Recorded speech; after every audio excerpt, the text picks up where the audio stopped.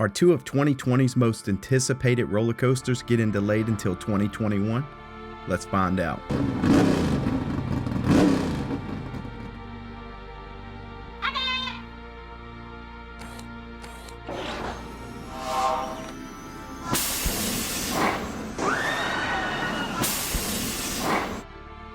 I don't typically make videos like this, and I tend to focus more on my positive experiences I have at the parks. However, when I ran across this new information, I felt as if I should make a video explaining my thoughts. As you're probably aware by now, Busch Gardens Tampa and Busch Gardens Williamsburg were set to open Gwazi and Pantheon at their parks for the 2020 season, and they've been considered by many as two of the most anticipated coasters of the year. And from the outside looking in, it seemed like Gwazi was a little further along and that it could open first. However, it's only possible it felt this way because the Tampa park's open 365 days a year and Williamsburg's been closed since January, so we don't really know as much about Pantheon right now. A few days after I went to the Tampa park in March, the track work was completed and some test cycles started to surface online. It felt like we were getting really close to finally experiencing the one coaster that had a chance to take all the hype away from Steel Vengeance. But then on March 13th, the unthinkable happened.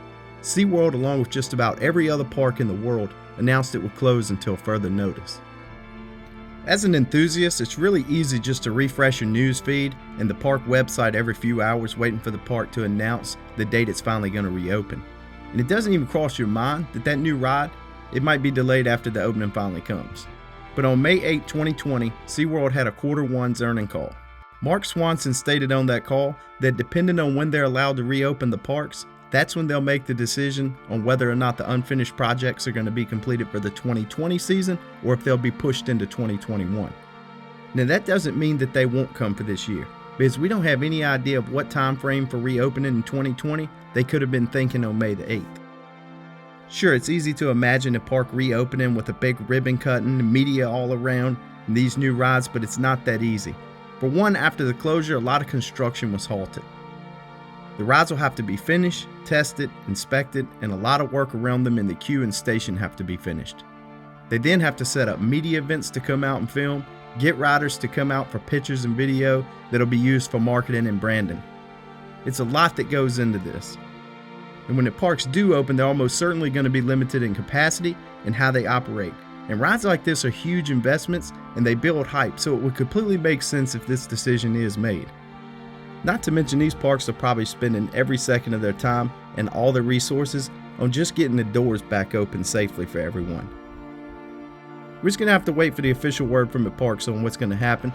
Hopefully they'll open as planned, but regardless of what decision is made, I think it is very important for everyone to stay positive about the situation and continue to support the parks more than ever before. After all, that's what helps to make new attractions possible. Everyone please stay safe, and sorry about the delay on my newest videos I've been working on, but I promise they'll be worth it.